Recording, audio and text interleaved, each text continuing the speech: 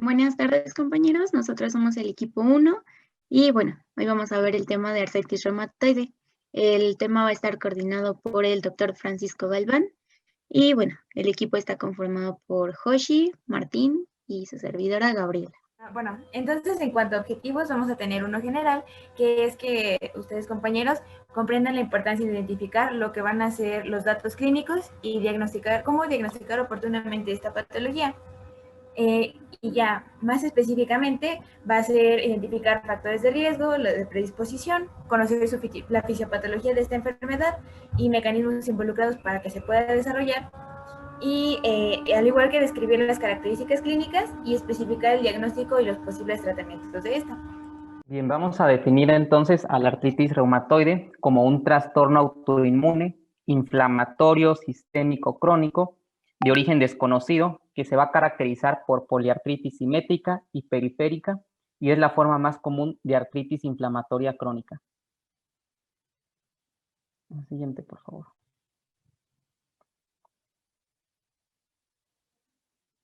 Bien, con respecto a la epidemiología, a escala mundial afecta del 0.5 a 1% de la población de adultos. Afecta con mayor frecuencia a mujeres que a varones, con una proporción que va de 2 a 3 a 1. Ojo aquí, como dato interesante, los datos de investigaciones de artritis reumatoides en algunos países de Latinoamérica y África indican de igual manera un predominio todavía mayor de la enfermedad en mujeres en comparación con varones, con proporciones que van inclusive de 6 a 8 a 1. Ante dicha preponderancia del género femenino, se han planteado teorías que explican la participación posible del estrógeno en la patogenia de esta enfermedad. Muchas de las teorías se orientan a la participación de los estrógenos para intensificar la respuesta inmunitaria. Por ejemplo, algunas investigaciones experimentales han indicado que el estrógeno estimula la producción del factor de necrosis tumoral alfa, una citocina importante en la patogenia de la artritis reumatoide. La incidencia máxima se presenta después de los 65 años y las mutaciones del antígeno leucocítico humano DRB1 aparecen de forma global, pero algunos alelos se han vinculado con artritis reumatoide solo en algunos grupos étnicos. Ahora, ¿qué pasa en México? En México se presenta con un rango que va del 0.5 al 1.5 por cada 100,000 habitantes, además de que genera una considerable carga económica y social para la familia y de igual manera para los sistemas de salud, con un costo anual que va de $2,344 y va a tener una prevalencia del 1.6%. La siguiente, por favor.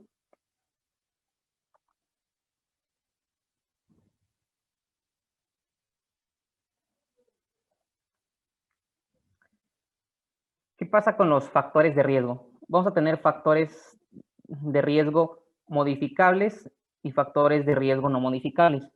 Con respecto a los factores de riesgo no modificables, vamos a tener la edad, ¿no? El riesgo de padecer la mayoría de los tipos de artritis aumenta con la edad. Ya se mencionó, principalmente mayores a 65 años. El sexo. Aquí ya vimos, ¿no?, que la mayoría de los tipos de artritis son más comunes en las mujeres. El 60% de las personas con artritis van a ser mujeres. Otro factor de riesgo no modificable va a ser la disposición genética asociada con el antígeno leucocitario humano DR4 y DR1. Y dentro de los factores de riesgo modificables vamos a tener al sobrepeso y la obesidad. ¿Por qué? Porque aquí el exceso de peso puede contribuir tanto a la aparición como al avance de la osteoartritis de rodilla. Vamos a tener también factores ambientales, por ejemplo, fumar, lesiones en las articulaciones, ya que el daño a una articulación puede contribuir a la aparición de osteoartritis en esa articulación. Infección, la ocupación, ciertas ocupaciones que requieran doblar las rodillas de forma repetitiva se van a asociar a la osteoartritis de rodilla.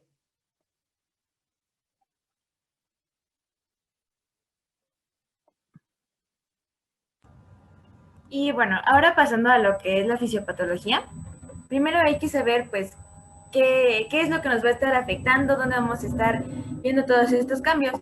La respuesta es en las articulaciones. ¿Qué es lo que vamos a conocer de una articulación? Pues son estas partes, que es el espacio interarticular, que va a estar entre los dos huesos, y el cartílago articular, que son estas como almohaditas, que van a servir como, precisamente como esponjitas, como soporte, es para ayudar al soporte, para que se pueda permitir esa movilidad articular, vaya. También vamos a tener una membrana sinovial, una membrana fibrosa, que van a formar juntas lo que es la cápsula articular. Y finalmente, dentro de todas estas estructuras vamos a tener el líquido sinovial, que bueno, también va a servir como soporte, como amortiguador, para permitir todos los movimientos y todas las cargas que se le puedan aplicar a esta articulación.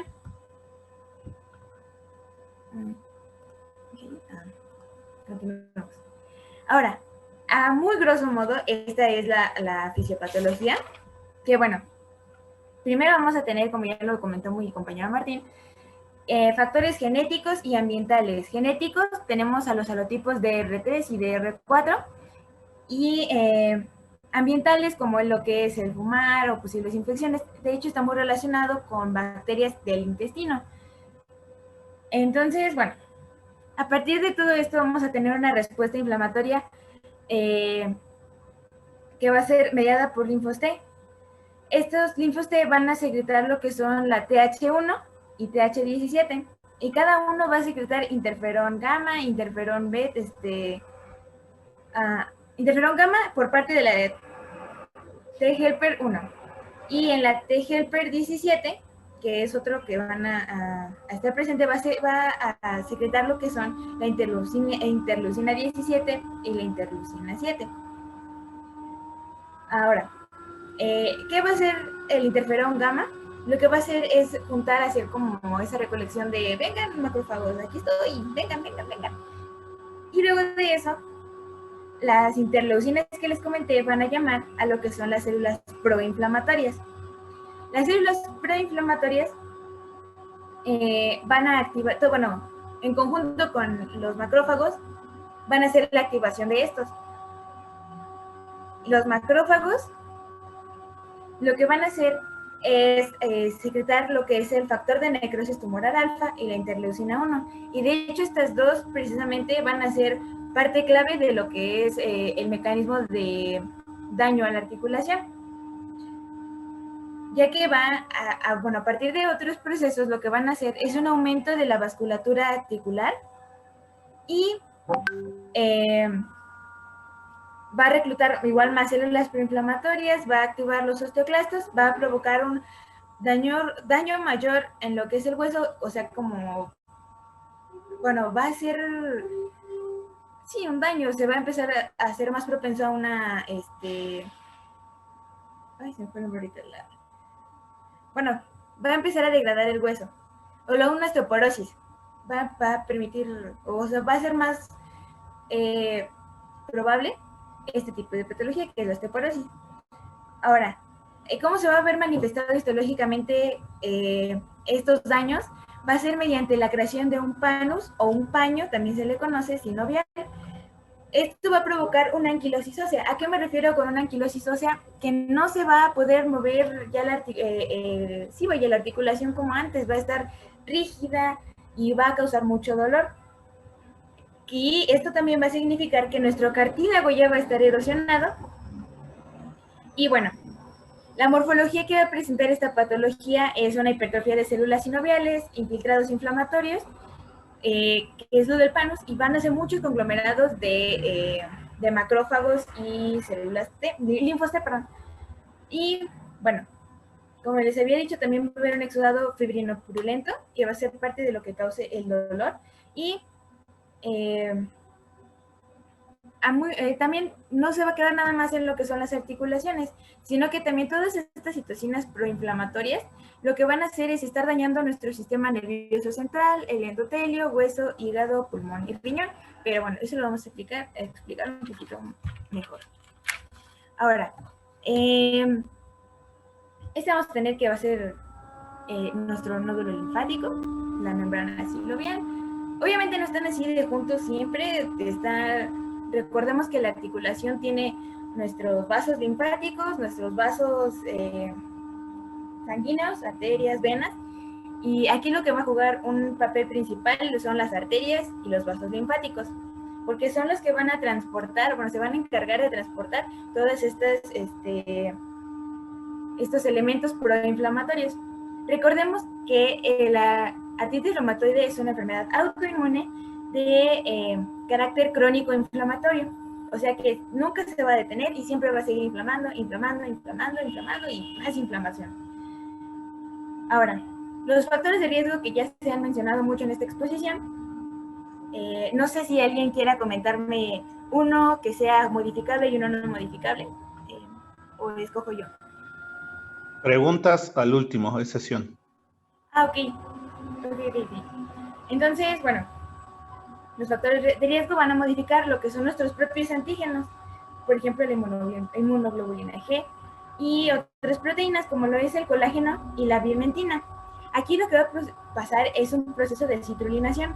¿Qué es esto? La arginina, que es un aminoácido, va de estos tejidos principalmente, de estas proteínas lo que va a hacer es pasar de ser arginina a ser citrulina. Eso, pues, no lo van a reconocer como normal lo que son nuestras células inmunitarias. Se va a desconocer y las van a marcar como algo patógeno. Van a ir con ese chisme a los nódulos linfáticos y ahí van a activar lo que son las células presentadoras de antígeno.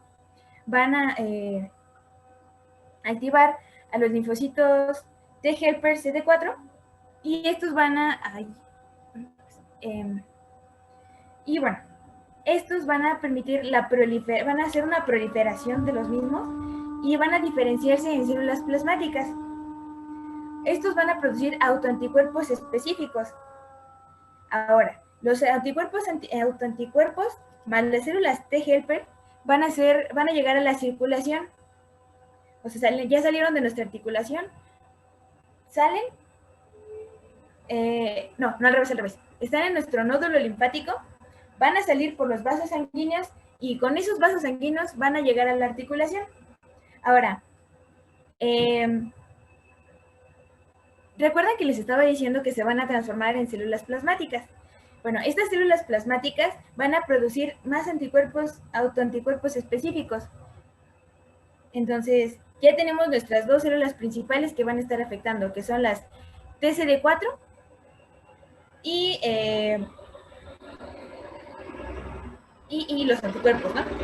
Ahora, las células T lo que van a producir son, disculpen el ruido de camiones, es que pues estoy al lado de una avenida y pues, no los puedo detener, pero bueno, pequeño paréntesis. Ahora, las células T van a producir lo que es el interferón gamma.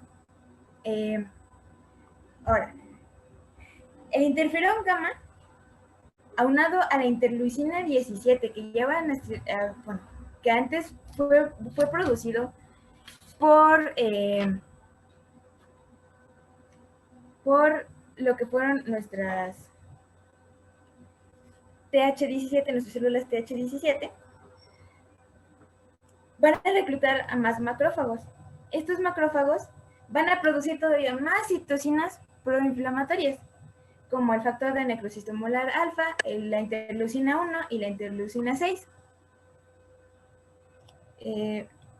Ahora, estas interleucinas se van a juntar con las células T, van a hacer una proliferación de células en lo que es en la membrana sinovial, vaya, son células sinoviales las que se van a producir, y esto es, en general, lo que va a dar origen a lo que es el panus, o el paño, que esto va a ser un engrosamiento de la membrana sinovial, y además de que va a estar gruesa, se va a encontrar hinchada. O sea, nosotros no vamos a ver la rodilla del paciente por adentro, la vamos a ver y le vamos a decir, ah, vaya, está inflamada y está hinchada.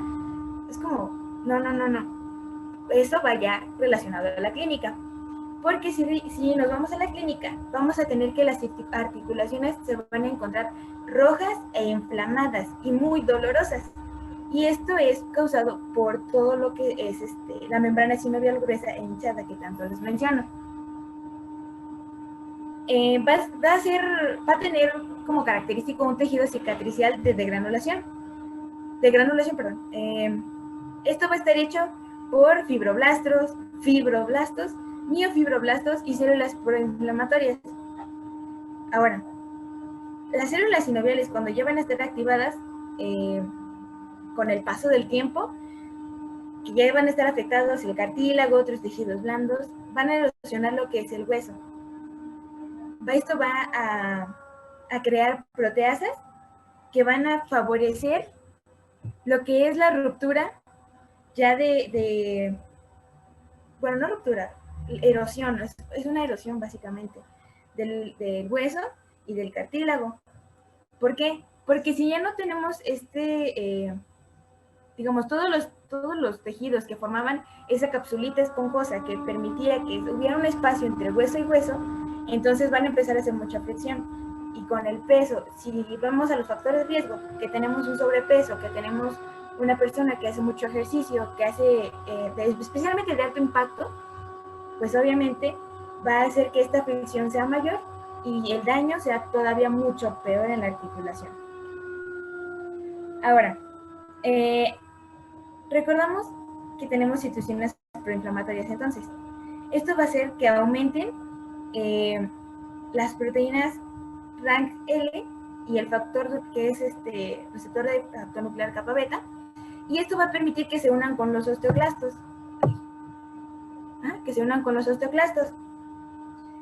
Ahora, esto va a ser otra parte de lo que favorezca al desgaste óseo. Los anticuerpos dentro de los espacios interarticulares van a tener dos tipos, que son el factor reumatológico, que es parte fundamental también de esta enfermedad, porque va a ser uno de los marcadores biológicos que nos van a ayudar a hacer un diagnóstico certero de esta patología. Este es una inmunoglobulina M que va a tener un dominio alterado de inmunoglobulina G.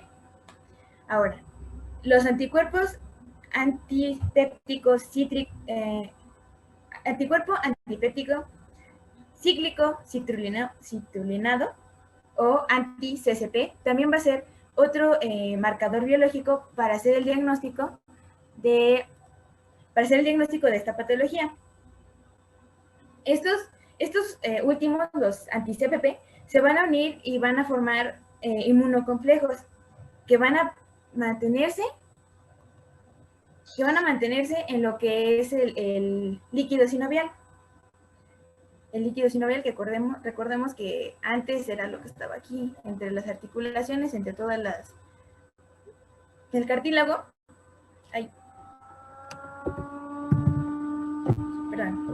Lo que va a estar dentro de toda esta cápsula que les decía. Y bueno, esto va a activar un sistema de complemento, que al final de cuentas este sistema lo que va a hacer es aumentar todavía más la inflamación y favorecer lo que es la lesión articular, el daño articular. Con el tiempo, esta inflamación crónica va a provocar angiogénesis y obviamente se refiere a que va a haber nuevos vasos que están llegando a la articulación, por decirlo. Si antes nada más teníamos 3 arterias, ahora vamos a tener 4, 5, muchas más arterias nuevas. ¿Y qué va a hacer esto? Va a favorecer que de los nódulos linfáticos hasta la articulación lleguen todavía más citocinas proinflamatorias porque van a tener más acceso. Entonces, esto va a favorecer aún más la inflamación. O sea, dense cuenta que toda esta patología se trata de inflamación. Por una u otra razón, jamás va a dejar de hacer una inflamación. Ahora, no nada más se queda, como les decía, en las articulaciones. También van a estar afectando otros tejidos, como lo es el hígado. La interleucina 6 va a ir a lo que es el hígado, y aquí se va a producir más hepcidina, que va a favorecer una baja de hierro en la sangre. Esto por no dejar que se absorba correctamente el hierro en los intestinos, y también por atrapamiento que se llegue a producir en los macrófagos o por las células hepáticas. Ahora, en cuanto a lo que es el tejido del sistema nervioso central, uno de los principales afectados va a ser el cerebro. Va a haber bloqueo de canales de serotonina, y de igual manera las citocinas proinflamatorias van a actuar como pirógenas, la interleucina 1 y la 6, lo que se va a traducir como una o sea, que sea producida una fiebre leve en esta patología. Y recuerden que parte de la clínica es que haya fiebre. Ahora, en el músculo, pues va a haber una... lo que va a hacer en el músculo es que si hay una destrucción mayor de proteínas. Esa destrucción mayor va a producir las mialgias y la astenia en algún momento, que se va a producir también como parte de la clínica. Ahora,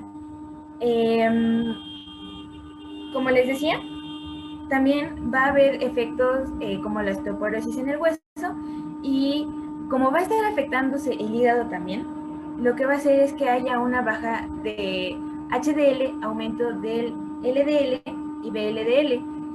O sea, en español va a haber una mayor tendencia a formación de placas ateroscleróticas en los vasos, lo que nos va a llevar a otra de las manifestaciones extraarticulares de lo que es nuestra artritis reumatoide, como son infartos, accidentes cerebrovasculares, en fin, eso es por mencionar algunos. Aquí es una imagen por microscopía electrónica donde podemos ver el panus. No sé si ven bien mi cursor, pero aquí esta parte, todo esto que está aquí dentro es el panus. Esto es el cartílago y este es el cartílago.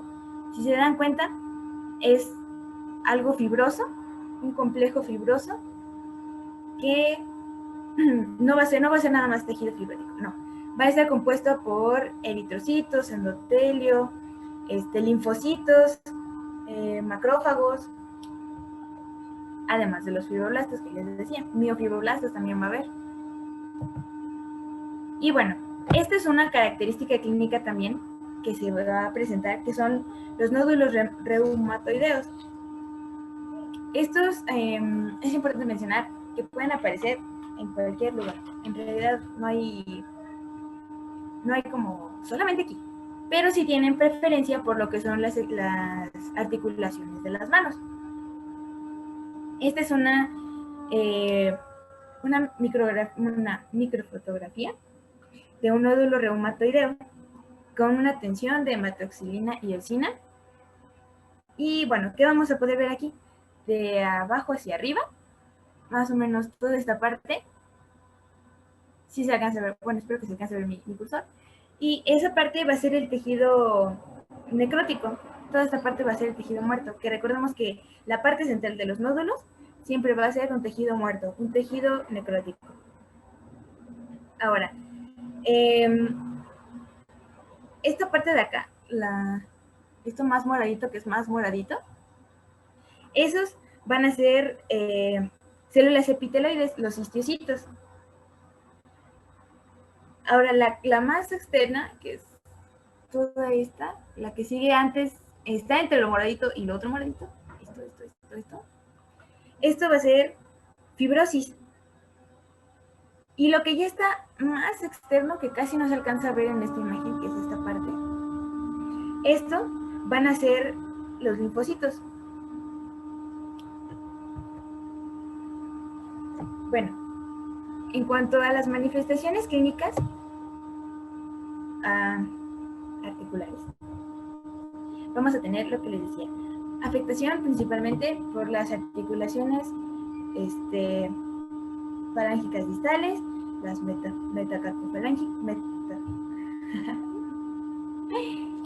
articulaciones metacarpofalángicas.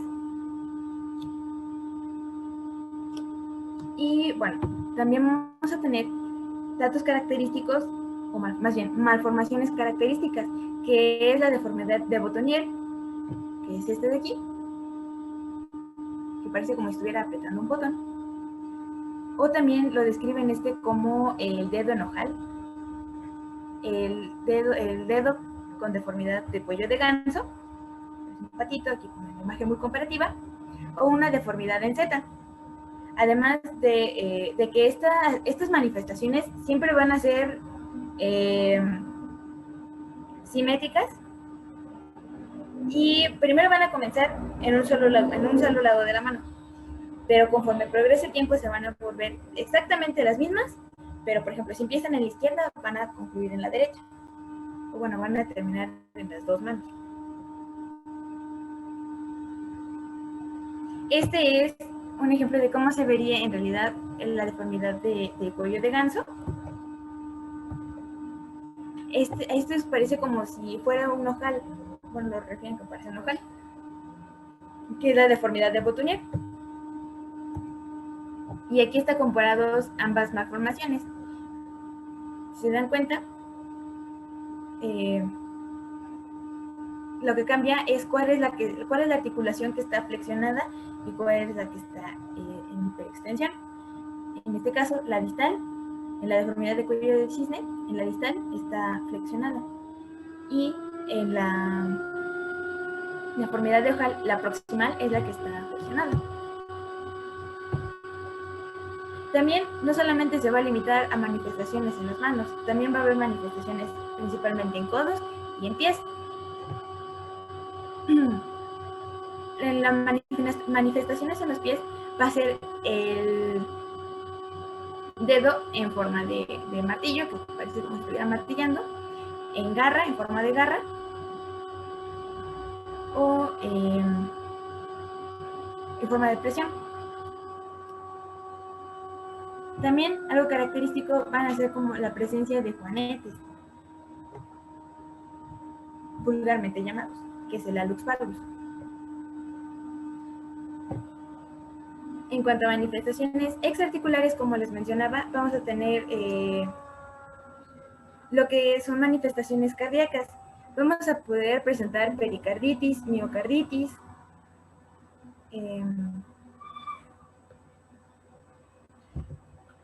vamos a tener lo que es una fiebre leve, vamos a tener mialgias, astenia, pérdida de peso repentina, inflamación de las pleuras. Y algo que a mí me llamó mucho la atención es que los nódulos que les mencioné que pueden estar presentes en las articulaciones, también se van a poder, no solamente van a quedarse ahí, pueden ir a otros tejidos, como por ejemplo los pulmones. Esta es una tomografía que saqué de una revisión de caso, donde mencionaba que eran, vaya, nódulos cavitarios de artritis reumatoide. Esta flechita se marcaba bien cómo se veía la inflamación dentro de los pulmones, y todos estos blanquitos son los nódulos. También vamos a tener manifestaciones en los ojos, que es la escleritis.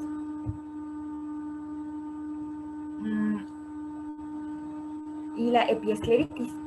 También vamos a tener manifestaciones hematológicas, como lo es la anemia. Vamos a tener también síndrome de túnel, probablemente desarrollar un síndrome de túnel carpiano por las mismas alteraciones articulares. Y también vamos a tener afectaciones en la piel, como les decía, nódulos de artritis reumatoide, vasculitis,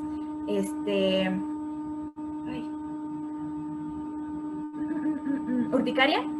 Vamos a tener manifestaciones de urticaria, y que me llamó mucho, que es una manifestación cutánea en la que van a cambiar de color la piel a un tono purpúreo, pero va a ser como si fuera, como si las arterias, toda la red arterial, toda la red venosa se denotara más todavía en la piel y se hiciera este aspecto como de piel quebrada, y se conoce como lívido reticularis. También vamos a tener otras manifestaciones vasculares, como lo es el fenómeno de Raynaud. Y como podemos ver en esta imagen, les decía, no nada más los nódulos aparecen en articulaciones. Esta es igual lo saqué de un reporte de caso, que es un nódulo reumatoideo que está presente en la palma de la mano de una mujer. Aquí les muestro un poquito más detallado lo que son los nódulos reumatoideos que afectan en las articulaciones. Si se observa, está muy bien delimitado, está muy inflamado y de color rojo. Las malformaciones en los dedos, miren. Algo que también característico o que nos puede ayudar a hacer diagnóstico diferencial, con la artritis de Jacob es que nosotros al estar observando la mano, si la manipulamos o si no está recargada sobre una superficie, si la manipulamos y está recargada sobre una superficie, las articulaciones, bueno, las deformidades se pueden llegar a corregir en etapas tempranas de la artropatía de Jacob. Y en la artritis reumatoide, por más que le movamos, por más que la pongamos sobre mesas, superficies, papeles, lo que ustedes quieran, no se van a corregir, pero bueno, eso lo podremos ver más adelante en la exploración.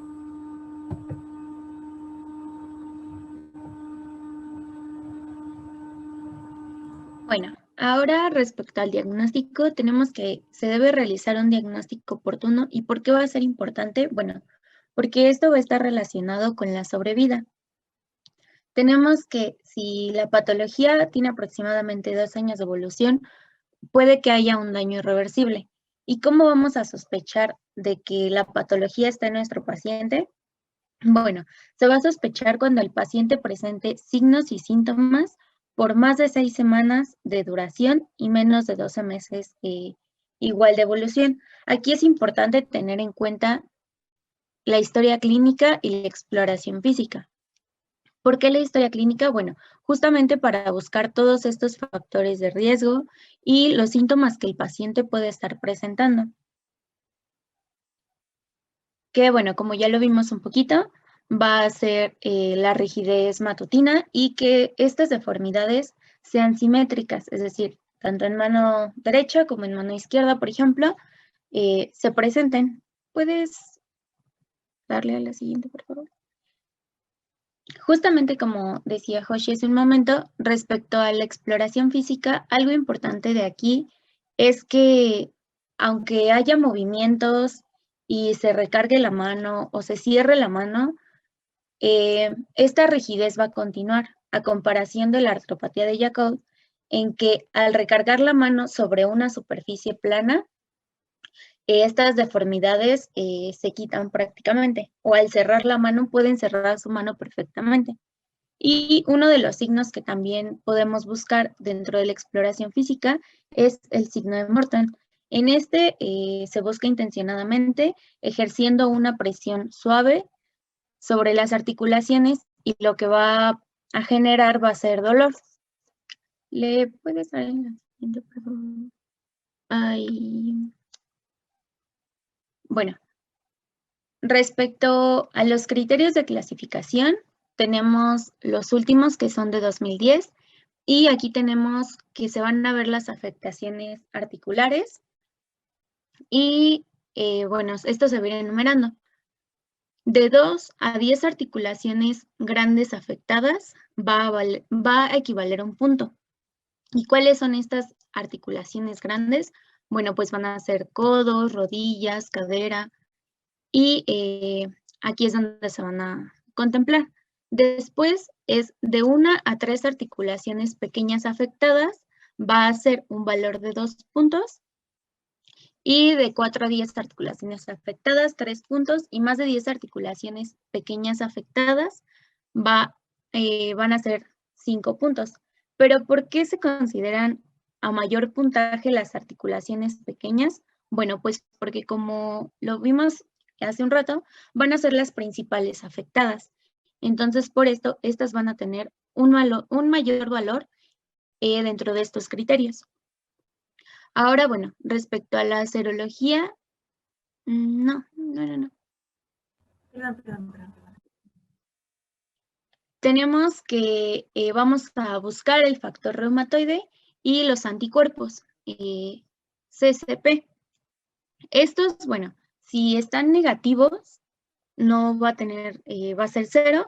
Si están positivos pero bajos, va a ser un valor de 2. Y si estos están altos, va a dar un valor de 3. Entonces es importante que para cuando sospechemos de esta patología, tomemos esta serología, que es el factor reumatoide, y los anticuerpos antipéptido cíclico citrado. Y bueno, también otros que nos van a ayudar va a ser la BCG y la proteína C reactiva. ¿Por qué nos van a ayudar? Bueno, porque estos también nos van a orientar hacia la patología inflamatoria. Y otro aspecto es la duración. ¿Por qué? Porque va relacionada a lo que les decía hace un momento de sospecha. Si es menor a 6 semanas, este valor va a ser de 0, y si es mayor a 6 semanas, va a ser a 1. Pero bueno, ya realicé todo esto y me dio cierto puntaje. ¿Cómo voy a saber si va a ser positivo en este caso? Bueno, el puntaje tiene que ser 6 o más puntos para que se considere positivo. Sin embargo, si no se cumplen estos 6 puntos, no significa que la patología no esté presente, y debemos de ir a valorar tanto con la exploración física que ya se realizó, como pues los estudios de laboratorio y los estudios de imagen para poder dar un diagnóstico como tal. Siguiente, por favor. Estos son los más actualizados de 2010 y estos son los anteriores que eran considerados por la clasificación de artritis reumatoide del Colegio Americano de Reumatología. Y aquí, bueno, como ven, son un poquito diferentes porque aquí se identificaban las características que iban a presentar. Por ejemplo, la rigidez matutina que nos indicaba hace un rato nuestra compañera, que va a ser mayor a 30 minutos. Y bueno, aquí la consideraba que iba a ser de al menos 1 hora. En el segundo aspecto es que la artritis esté en 3 o más grupos articulares, y estos, bueno, incluye articulaciones interfalángicas, metacarpofalángicas, muñeca, codo, rodillas, tobillos. Y por otro lado, las articulaciones de mano que deben estar inflamadas, ya sea carpo, metacarpofalángicas o interfalángicas proximales. En el cuarto aspecto nos maneja una artritis simétrica, que es lo que ya veníamos viendo. En el quinto son nódulos reumatoides, y esto es la afectación cutánea en antebrazo y región de los codos principalmente. Como 6, el factor reumatoide en suero. Y en el 7, alteraciones radiológicas. En este caso, como son 7 puntos, aquí se consideraba positivo cuando eran 4 de 7 o más de 4, ya se consideraba un valor positivo. Y aquí, bueno, podrán decir, es que ya me voy a los actuales. Sí están los actuales, sí nos basamos en los actuales, pero creo que estos también nos ayudan mucho a conocer la patología que tiene el paciente, y va a ir más allá de lo que solo tenemos en los de 2010. Siguiente, por favor. Bueno, en estos va a ser la actividad de la enfermedad, de acuerdo a las articulaciones, la cuantificación de fiebre, que igual veíamos dentro de la fisiopatología, si se presentan síntomas extraarticulares y cómo va a estar presente el deterioro funcional. Por ejemplo, en el leve, pues van a ser menos de 5 articulaciones afectadas, van a presentar dolor, hinchazón intermitente, rigidez esporádica, y la fiebre pues puede estar baja o ausente, presentando igual una fatiga esporádica o muy leve, con el deterioro funcional leve. En el caso de moderados, son de 5 a 10 articulaciones afectadas, en las que va a haber dolor, hinchazón, rigidez matutinas ya de manera frecuente, ya no solo van a ser intermitentes. Y bueno, aquí ya va a haber fiebre con frecuencia y posibles sudoraciones nocturnas. Tenemos dentro de los síntomas extraarticulares la fatiga, erupciones en piel y posible pérdida de peso. Aquí ya los pacientes ya van a tener una dificultad para realizar sus tareas diarias por las mismas afectaciones en las articulaciones. Y ya en el grave, bueno, aquí ya son más de 10 articulaciones afectadas, va a haber dolor, hinchazón constante, deformidades, y la movilidad pues ya va a estar bastante deteriorada. Y la fiebre ya va a ser frecuente, y las manifestaciones pues ya se van a dar manifestaciones extraarticulares, como las veíamos hace un rato con mi compañera, que ya van a ser incluso pues cardíacas, oculares, ya se van a presentar justamente en este grado. Siguiente, por favor. La escala DAS-28. Bueno, esta se ocupa en la exploración física y lo que nos ayuda es que justamente son 28 articulaciones las que se evalúan. Sin embargo, algo que no evalúa aquí es la articulación de cadera, las de tobillo y en pies. Y algo importante en las de pies es que también a partir de ahí podemos ver los primeros signos de esta enfermedad. Y bueno, algo que encontré aquí es que esta se debe de estar repitiendo constantemente para pues ver cómo va la evolución, también con el tratamiento, cómo va mejorando hasta que, bueno, ya tengamos una mejoría considerable, la debemos de seguir realizando. El siguiente, por favor. Dentro de los laboratorios, justamente como les decía hace un rato, inicialmente vamos a hacer BCG y la proteína C reactiva. Es que aquí se movió la diapositiva. Y también vamos a considerar el factor reumatoide y los anticuerpos CCP. Esto es para dar el diagnóstico. Ya que tenemos el diagnóstico, vamos a tener estudios bioquímicos basales que se van a estar realizando en el paciente cada 3 meses. Y esto es biometría hemática completa, reactantes de fase aguda, que es justamente lo que les decía, la BCG, la proteína C reactiva, transaminasa, fosfatasa alcalina, creatinina sérica y examen general de orina. Siguiente, por favor.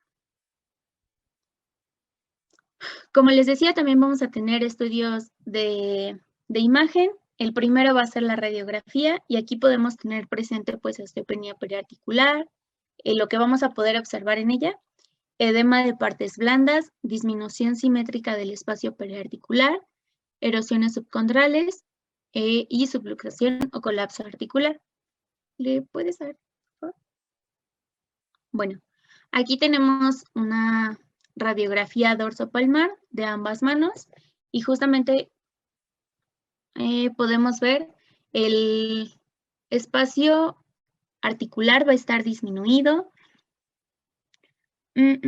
Aquí no se nota mucho, pero hay unas en las que incluso se nota la inflamación de los tejidos blandos. Y el siguiente perfil, creo que hay otra. Bueno, aquí vamos a tener en rodilla y justamente pues vamos a seguir viendo esa inflamación que les decía. Siguiente. Y bueno, también tenemos clasificación de estos cambios radiológicos que van a ser de Steinberger y esto va a ir por etapas. En etapa 1 vamos a tener que hay signos clínicos, pero una radiografía normal y la movilidad igual va a estar sin alteraciones. En la etapa 2 va a haber una osteoporosis periarticular. En etapa 3 va a haber lesiones adicionales del cartílago y o huesos subcondrales y aquí ya va a haber un ligero deterioro de la movilidad articular. En la etapa 3 tenemos destrucción del cartílago y o hueso subcondral, subluxaciones adicionales y o desviación cubital. Aquí ya vamos a tener un deterioro que es un poco en relación de lo que les indicaba hace un rato de los aspectos de gravedad. Y en el 4 ya vamos a tener una anquilosis fibrosa u ósea adicional. Y aquí, bueno, la movilidad del paciente ya va a estar bastante comprometida. Siguiente. Respecto a la resonancia magnética, esta, bueno, se realiza con o sin contraste cuando tenemos la sospecha principalmente de afectación en columna cervical o en etapas tempranas. Esta va a ser más sensible que la radiografía y aquí incluso podemos ver pues el derrame articular que va a ser la acumulación de líquido sinovial por los procesos inflamatorios y la sinovitis que bueno podemos ver en la imagen de abajo.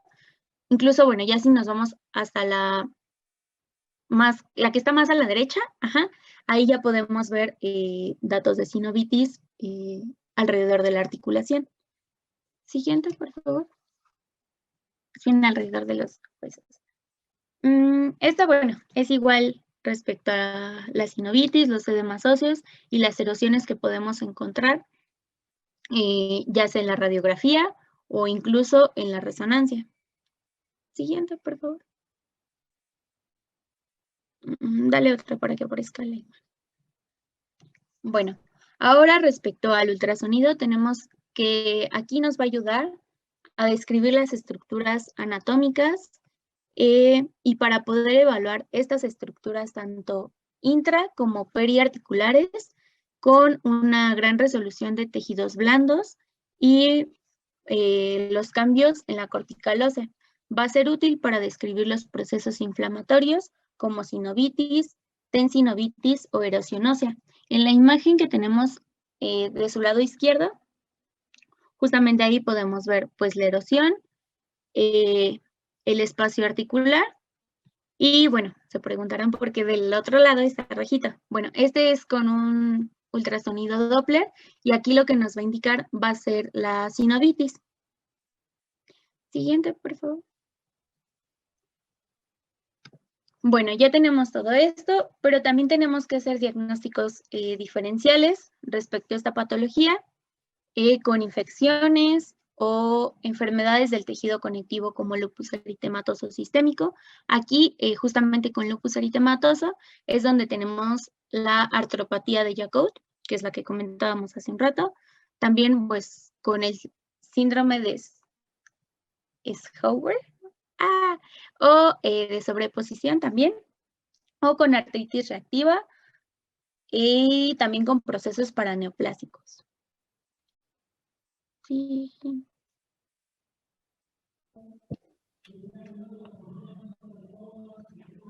Vamos a pasar a continuación al tratamiento. No sé si me escuchen bien, pero vamos a continuar. Vamos a iniciar primero con las terapias no farmacológicas. En esta, varias medidas no farmacológicas son importantes en el tratamiento integral de la artritis reumatoide. Esto en todas las etapas de la enfermedad. Estas medidas van a incluir la educación del paciente sobre la artritis reumatoide y su manejo, intervenciones psicosociales, descanso, ejercicio, terapia física y ocupacional. Aquí la actividad física, incluidos los ejercicios aeróbicos y de resistencia, deben formar parte del programa de tratamiento para los pacientes con artritis reumatoide. ¿Esto por qué? Pues porque va a reducir la actividad de la enfermedad, la fatiga, el dolor, y va a mejorar el bienestar psicológico, mientras que el riesgo de daño va a ser menor.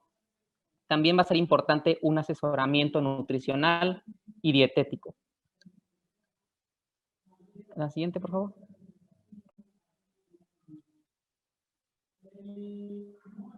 ¿Qué pasa con la terapia farmacológica? Vamos a tener una terapia antiinflamatoria aguda, que va a estar indicado en un ataque agudo. Aquí algo va a ser muy importante, van a ser los glucocorticoides. ¿Por qué? Estos pueden controlar la actividad patológica en la artritis reumatoide por diversos mecanismos. En primer lugar, su dosis de administración puede ser de baja o moderada. ¿Esto para qué? Para que nosotros obtengamos un control rápido de la enfermedad antes de comenzar el tratamiento totalmente eficaz a base de fármacos antirreumáticos modificadores de la enfermedad. Estos suelen durar semanas o meses para obtener efectos. En segundo lugar, a veces se emprende un ciclo de entre 1 y 2 semanas con glucocorticoides. Esto para tratar exacerbaciones agudas, y ya la dosis y la duración dependen de la intensidad de esta exacerbación. Vamos a tener aquí una aplicación sistémica. Aquí la profilaxis de la osteoporosis es necesaria con una dosis diaria de prednisolona o su equivalente mayor a 7.5 miligramos durante un periodo mayor a 3 meses. Vamos a tener también inyecciones intraarticulares. Aquí, ¿qué pasa? Si el paciente tiene una o pocas articulaciones con inflamación activa, se considera la inyección intraarticular de un glucocorticoide de acción intermedia, como puede ser el acetónido de triamcinolona, que va a permitir un alivio rápido y a veces a largo plazo de los síntomas de la articulación afectada. Vamos a tener los AINES e inhibidores selectivos de la ciclooxigenasa 2. Aquí, ojo aquí, esto va a ser solamente alivio sintomático, pero no va a mejorar el pronóstico. Se recomienda la comedicación de inhibidores de la bomba de protones porque la combinación de glucocorticoides con AINES va a aumentar sustancialmente el riesgo de úlceras gastrointestinales. No va a estar recomendado este tratamiento en pacientes que sean mayores a 60 años, que tengan una insuficiencia renal, sobre agentes antiplaquetarios o anticoagulantes, historia o enfermedad ulcerosa péptica activa. La siguiente, por favor.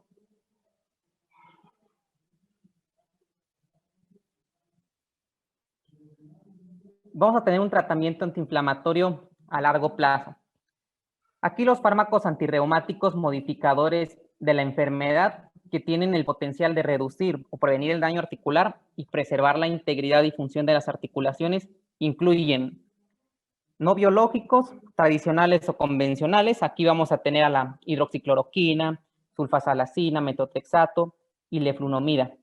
Vamos a tener biológicos, que estos se producen mediante tecnología de ADN recombinante y generalmente se dirigen a citocinas o sus receptores, o se dirigen contra otras moléculas de la superficie celular.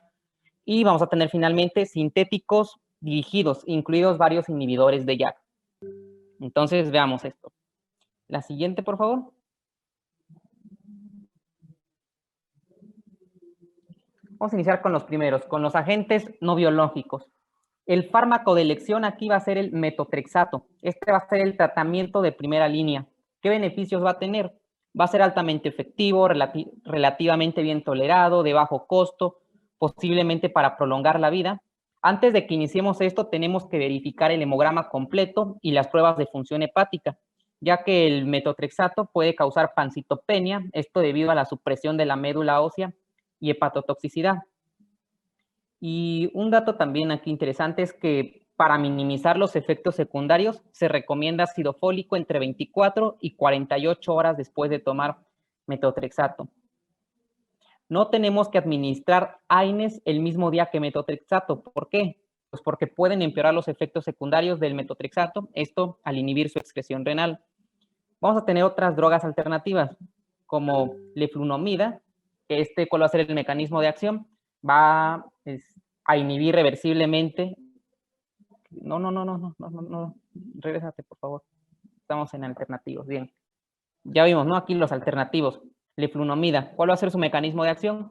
Va a inhibir reversiblemente la dihidrorato deshidrogenasa. Esto va a conducir a una alteración de la síntesis de pirimidina y va a inhibir la proliferación de células T. Aquí las indicaciones, además de la artritis reumatoide, también va a estar indicado en una artritis psoriásica, y como efectos secundarios podemos tener síntomas gastrointestinales, ya sean náuseas, diarreas, también alta presión sanguínea, toxicidad hepática. Vamos a tener también, además de esto, la hidroxicloroquina, la sulfasalazina. Este es especialmente utilizado durante el embarazo. Y otros podemos tener la azatioprina, ciclofosfamida, ciclosporina A, y rara vez utilizado de penicilamina. Ahora sí, agentes biológicos. La siguiente, ahora sí, Joshi, por favor.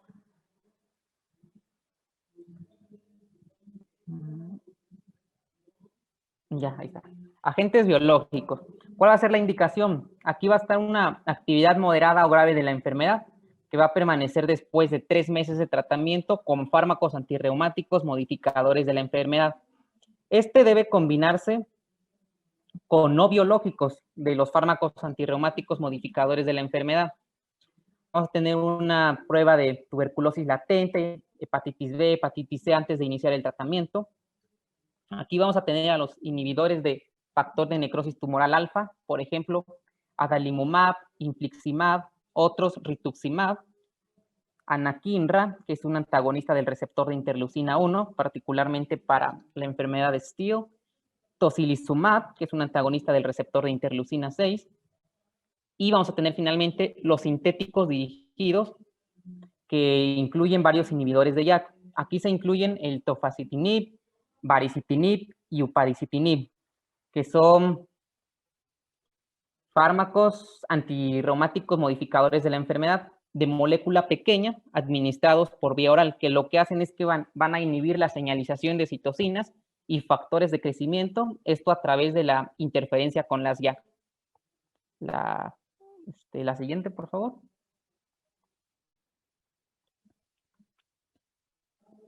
Por otro lado, vamos a tener a la intervención quirúrgica. Este puede ayudar a aliviar el dolor, corregir la deformidad y mejorar la función. Sin embargo, la indicación debe considerarse de forma individual, ya que a veces la intervención quirúrgica temprana puede ayudar a mantener la calidad de vida. Vamos a tener a la sinovectomía por radiación.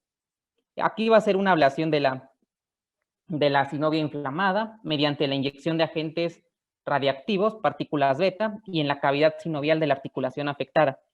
Va a inhibir el crecimiento sinovial y la fibrosis de la sinovivia. Puede reducir la actividad inflamatoria y el dolor, y también va a estar indicado para otras enfermedades articulares inflamatorias crónicas resistentes al tratamiento, por ejemplo, artrosis activa o artritis psoriásica. Y por otro lado vamos a tener a la sinovectomía, que esta pues es una extirpación quirúrgica del tejido sinovial. La siguiente, por favor. Bueno, este es un esquema completo, no, cuando se le haga zoom se ve todo, que son prácticamente todos los modificadores de la enfermedad. Vienen las dosis, los efectos y demás. Esto es para que lo chequen cada quien en casita. Y bueno, este realmente es una sugerencia de videos que pueden utilizar ya más adelante para que puedan estudiar mejor lo que es esta clase. Les sugerimos también incluimos aquí como sugerencia, mejor dicho, maneras en que se exploran las articulaciones para que, estas son de manera normal, son hallazgos normales y todo eso, ¿no? Y en cuanto ya a lo que es artritis reumatoide, ¿cómo podemos analizarlo cuando ya estemos analizando la imagenología, imágenes radiológicas? Sobre todo hay que meterle, a falta de práctica en hospital, videos en YouTube, amigos. Y finalmente, pues para que le den un repaso a lo que es artritis reumatoide a manera muy general, me gustó mucho este video y pues aquí se los dejamos de recomendación. Aclaro que no me paga nada, esto es gratis. Y ya.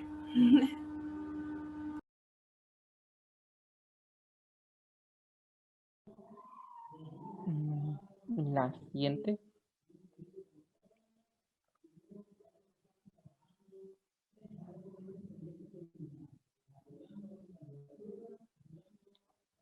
Bueno, aquí es parte de la bibliografía. Realmente cada diapositiva traía su bibliografía correspondiente.